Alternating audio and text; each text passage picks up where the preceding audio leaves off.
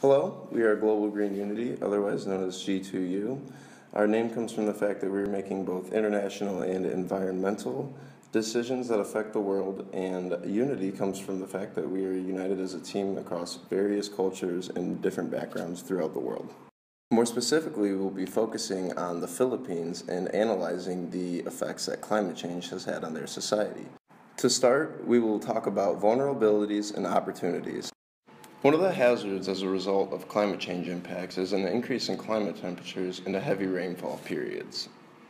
As a result, there are ecological vulnerabilities such as poor air quality in urbanized areas and increased likelihood of flooding in low-lying areas.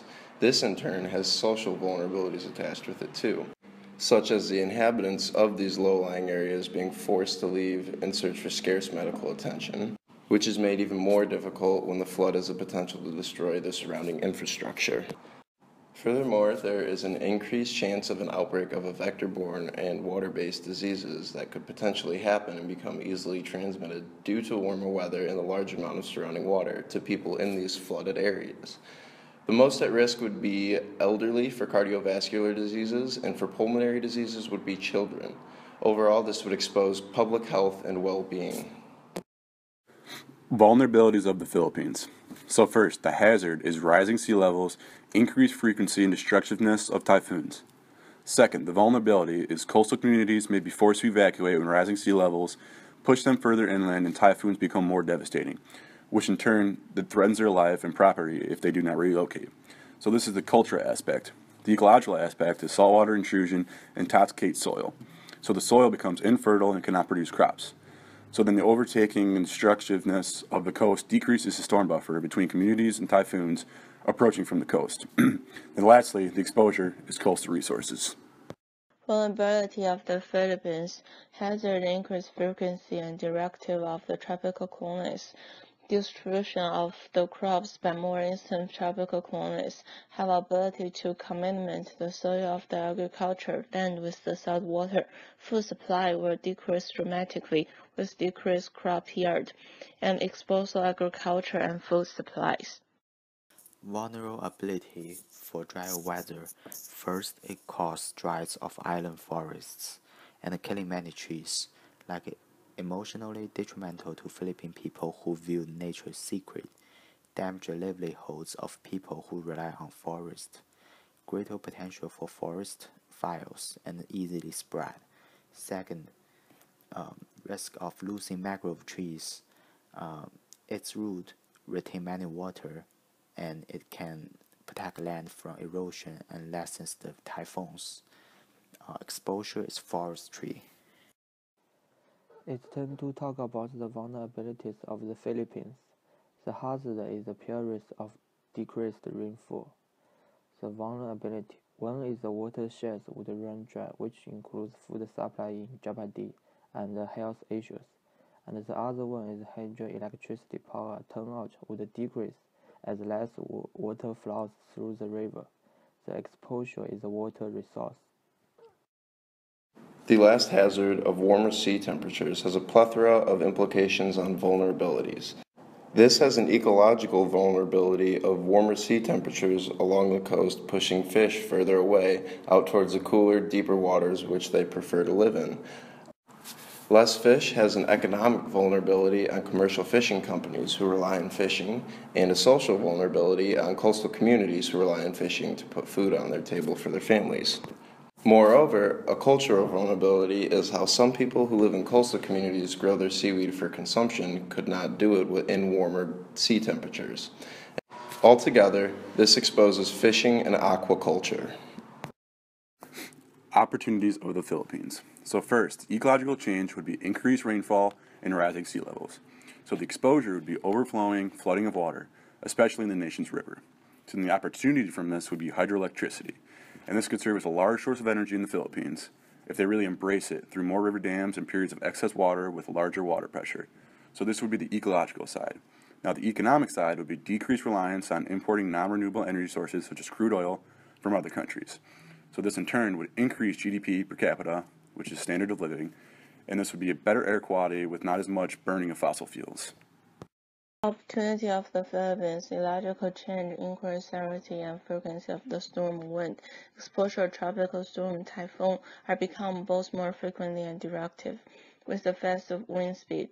Opportunity with the wind energy, increasingly stronger struggle of the wind from the more frequent tropical storm could be a source of the energy while the wind's sharpness content of the source of renewable energy and decrease relying on the foreign aid and the World Bank to boost self-sufficient no more of Filipinos. Let them show that they are strong and won't let climate change different from them. For opportunity of increased rainfall, it brings free source of fresh, clean water that has many uses. For domestic, it could be drinking water for families and communities. For agriculture, large water could be held by basins to provide to farms in times of need. It's time to talk about opportunities of the Philippines. Ecological change is destruction of coasts from stronger and more frequent tropical storms and typhoons. The opportunity, one is through ecotourism. Environmentally conscious non-profit organizations can show tourists the damage, and the other one is the indirect involvement, which is increased revenue from tourists. Overall, increase awareness among Filipinos and people of foreign lands of just exactly how damaging global warming is. Next, we will dive deeper, examining history, climate change, and the Philippines. To start off, we will talk about the Filipino economy prior to imperialism between the years of about 900 and 1898. Almost from the beginning, the Philippines has always relied on trade heavily, especially when the Manila-Acapulco galleon trade flourished in 1569 to 1815. This introduced the Philippines to new animals and crops such as corn, potato, tomato, cotton, and tobacco, giving it its real first source of income. And from this point on, the Philippine economy was largely dependent on agriculture production until The Philippines economy after American imperialism. So America really transformed the Philippines into the most westernized country in the region. They did this through deforestation as population increased, and then more and more public and private infrastructure was built to make navigating and travel among the Philippines a lot easier. So then agriculture was no longer the largest contributor to GDP. It was only 13.9%. So as modernization became prevalent in the Philippines, the service and industrial sectors became stronger. So more and more people sought these abundant jobs, and they became less risky depending on the good season for high crop yields and income. Now, as time went on, more and more efforts went into strengthening and growing service and industrial sectors, as they proposed a more versatile job. Now, as these sectors were getting stronger, no large advancements in the agricultural sector were being made, as it was no longer the most important sector to focus on. And these were due to they weren't able to meet the productivity and quality standards that were present in agricultural strong countries. And this came from lack of agricultural innovation and technologies. So then the most important sector became fishing, and this was due to the oil-powered boats and the geography of the Philippines.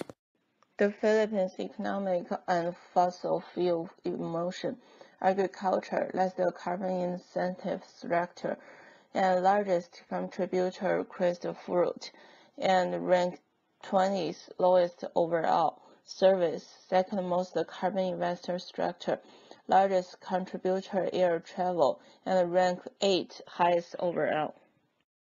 Top one of economic sectors is service that makes up 54.8% of GDP. The largest subsectors, one is transportation and communication. It heavily relied upon because of geographic isolation of Philippines. Other one is trade and repair of motor vehicles because geographic isolation again and poverty levels and a large amount needs for transportation. Number 2, industry, 31.3% of GDP, includes two aspects.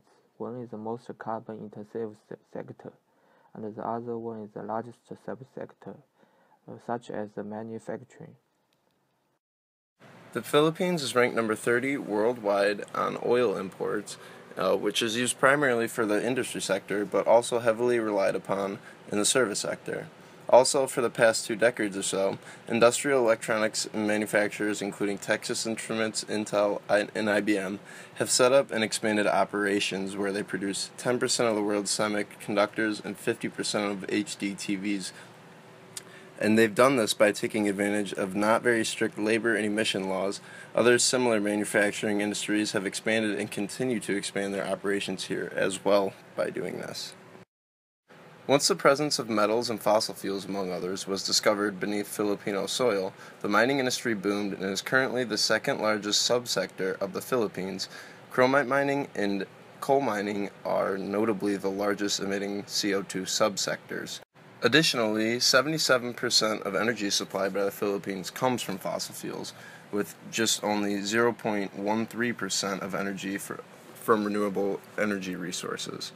Overall, in annual CO2 emissions, they're ranked 41st, contributing to about 0.24% of worldwide contributions, and ranked 139th overall in annual CO2 emissions per capita, with only 0.83 tons. In regards to deforestation and forest degradation in the Philippines, forestry in the Philippines is the third highest CO2 emitting agricultural sector at 3.252 grams per CO2 per Filipino peso. Short-sighted Filipino government policies created little incentive for loggers to replant, as they regularly granted logging concession of less than 10 years. In turn, loggers were motivated to harvest only the lucrative species for the flat royalties because it takes 30 to 35 years, not less than 10, for the forest to regenerate to a harvestable size. After being damaged in the logging, 40% of harvestable lumber was left to rot or was burned in the forest. Deforestation and forest degradation. Throughout the 20th century, the forests have dropped from covering land 70% down to now only 20%. At the beginning of the century, 17 million forests covered the land. Now it's only 1.2 million. Between 1934 and 1988, 9.8 million of the forests were cut down for land use, such as roads or other infrastructures. And this was due to more and more people populating the fast industrializing Philippines. So now only 3.2% of tropical rainforests remain, with 4 species have gone extinct already, with 46 species remaining endangered. Philippines' domestic lifestyle. Now the Philippines has the 33rd largest economy globally and is recognized as one of the fastest growing economic as a newly industry economic tier classification as even Tiger Club economics increase the level have to also increase accordingly. Urban household inhabit are the upper pointing of the lower classes. The upper middle class is generally partial scholar. 50.3% of the population, more people who are raised in urban household generally move to the urban area from the change the better life and the income. As the income increases, household carbon footprint also increases as the more households are stepping up the economic ladder. More out of the poor household has a highly carbon incentive lifestyle. For urban households inhabited by upper class, it's about 25% of population. It mainly consists of wealthy families. They also concerned about climate change and able to do something against the issue. According to their income, they are able to purchase some environmentally conscious goods. For rural households inhabited by lower and poor class, it's about 21% of population. They emit only half of fossil fuel than urban households do. In 2006, urban households had much more emits of CO2. Effects of climate change have affected women in coastal areas in poor countries, such as reduced income from farming and fishing. And along with household jobs and fishing activities, women must find other work, for example, taking the brunt of the climate change, and must share role of men to help provide of struggling family, and so on. Climate change also affects vulnerable populations of poor people. The poor are most affected by natural disasters as a result of climate change, with the destruction of their already limited assets, and this further pushes people who were not previously poor into poverty. Tropical cyclones also decrease crop yields. Already decreased food supply leaves poor people in a less supply of food, and this increases malnutrition among people and heightens social unrest overall. Decreased rainfall causes possible watersheds to run dry, and this forces poor people to find other sources of water, even if it isn't clean, and this can cause health issues and health complications, and the poor people must do what they can to survive. Also, irrigation systems are incapable of delivering water to crops, and the food supply is put in jeopardy again, even more so for poor people. Indigenous people, tribes of Palawan. In 1997, the Philippines passed the IPRA, which is a legislation that not only protects but promotes the right of such people. So the Palawan tribes were first nomadic, boating between the small and plentiful islands nearby. However, the IPRA allotted their official territory on the Palawan island of the Philippines.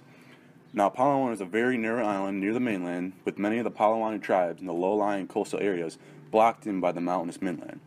However, climate change is causing rising sea levels to consume land all around the island, and this is forcing the tribes to essentially relocate.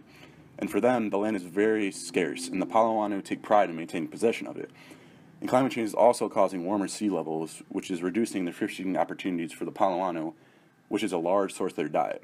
Now, in the past, the Philippine government hasn't really responded to the Palawano requests for life essential items, such as technologies that can help improve their life expectancy, educational opportunities, infrastructure, etc. Now, they feel their cries for help will be noticed when the rising sea levels overtake the remaining land, and the warmer waters drive out all the fish from nearby coastal areas. Now, since the Philippine government is legally obligated to protect and preserve the livelihood of these people, it will be their obligation to relocate them to a new area that can provide a lifestyle as identical as possible. Climate change affecting vulnerable population. Farm and fishermen are most affected by the nature disaster. Frequently storm increase, salient level of ingrid land. Rising sea level kills the saltwater increase that the intoxical soil. Warm sea temperature along the coast push the fish filter away out toward and cooler, deeper water. Warm ocean water damage coral reefs. Commercial fishing companies rely on the fishing, and some people along coast communicate with growing seaweed from consumption. Economic direction exposes community to higher risk as well. This includes logging and mining. Philippines could decrease its CO2 from service sector by improving public transportation with clean energy. So national funds need to support and cheaper transportation use is decreased, and the companies like taxi company, car repair company will be hurt. However, Philippines could create more jobs within public transportation. Trade-offs. Diversify the water reliance by reducing reliance on catchment runoff and groundwater. I just talked about the one point. Catchment runoff and groundwater are the most susceptible to be negatively impacted by droughts and climate change, yet the most reliant upon source of water for the Philippines. Another trade-off is the Philippines could grow their manufacturing sector and construction subsector and decrease deforestation by legalizing and promoting the growing and cultivation of industrial hemp for various uses. Industrial hemp sequesters atmospheric CO2 for as long as the plant exists and is only re-released when the material is composted or burned. And the best part is that via replanting, you can reabsorb this CO2 annually rather than the 10 years it takes to timber and the 300 plus million years it takes to recycle coal or oil. Using hemp in the construction of a building helps protecting it against external weather and makes it a healthy and energy efficient place to work in or to live in. Industrial hemp materials can be used to construct zero-carbon buildings where these materials have absorbed more CO2 than is consumed during the construction. However, these materials are more costly than traditional materials such as concrete and steel. So it is crucial to incentivize businesses and people who are looking to build a new home with tax write-offs for constructing their house with hemp-based materials, for example, which decreases the economic flexibility the government has for providing funds elsewhere to combat climate change.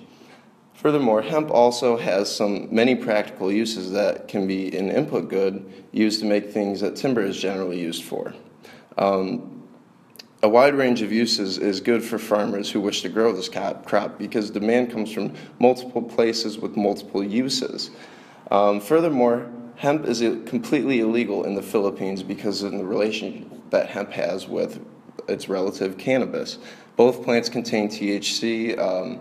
There's less than 10% in the industrial hemp and more than 10% in cannabis. So it's very difficult to monitor and to enforce their cannabis laws. So a rule like this with a trade-off would be that they would have to compromise that law that they already had set, and that this would put people in their society at unrest because they were okay with the illegalization of cannabis.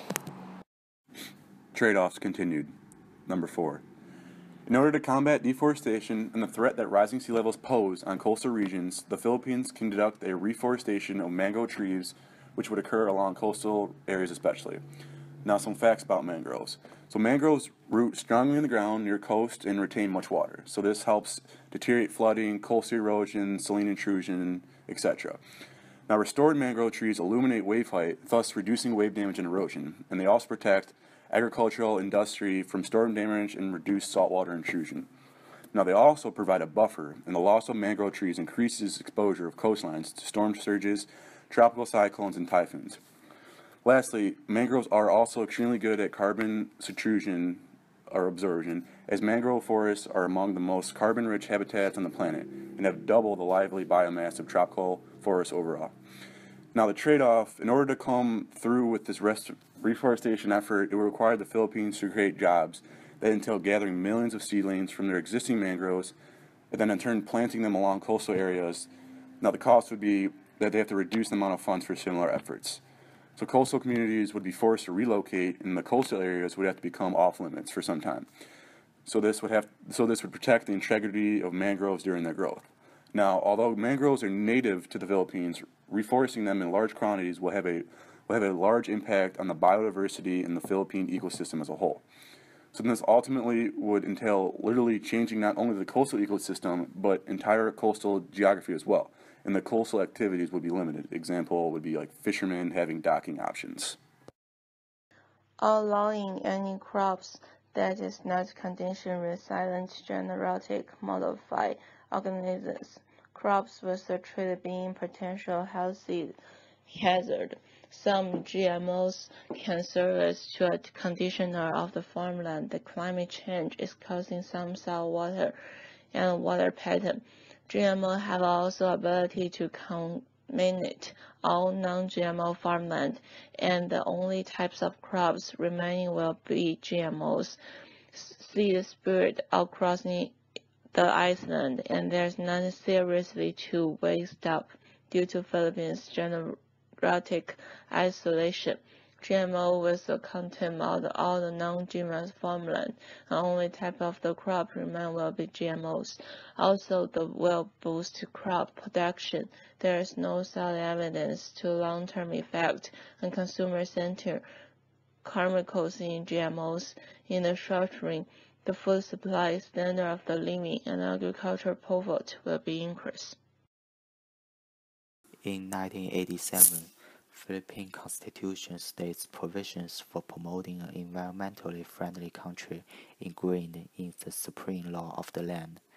In 1991, Philippine Agenda 21, implemented in hopes of having a better economy, responsible governance, social cohesion and harmony, and ecological integrity to ensure that development is a life-enhancing process, lead to the creation of PCSP, and after 1992 UNCED Earth Summit in Rio, the recently drafted PSSD was subsequently elaborated into PA21 to maintain a balanced and integrated approach toward environmental and development issues.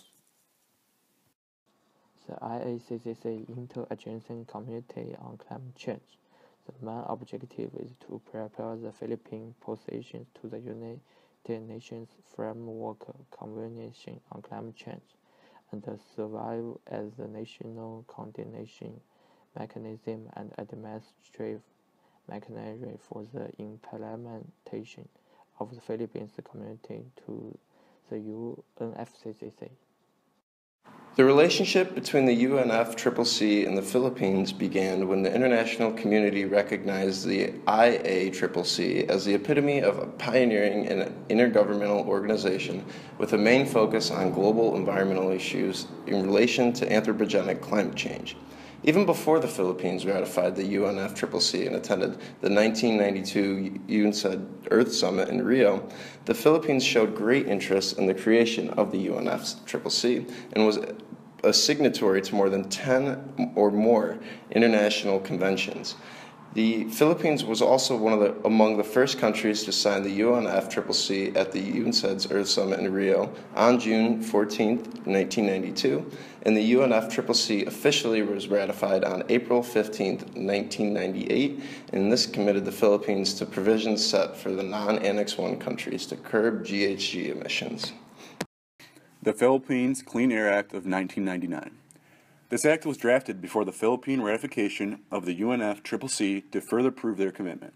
So this act details the Philippines governmental's measures to reduce air pollution and incorporate environmental protection into its developmental plans. So the Philippine DENR was put in charge of annual collection of and monitoring air quality and emission statistics, setting emission standards for all motor vehicles and issues pollutant limitations for industry, then also dividing responsibilities among smaller governmental organizations to affect certain sectors specifically. Now, an example would be corporate and personal fines or penalties for exceeding maximum limits. So then finally, the Act also created the emissions charge system, and this was impose and collect regular emission fees from dischargers.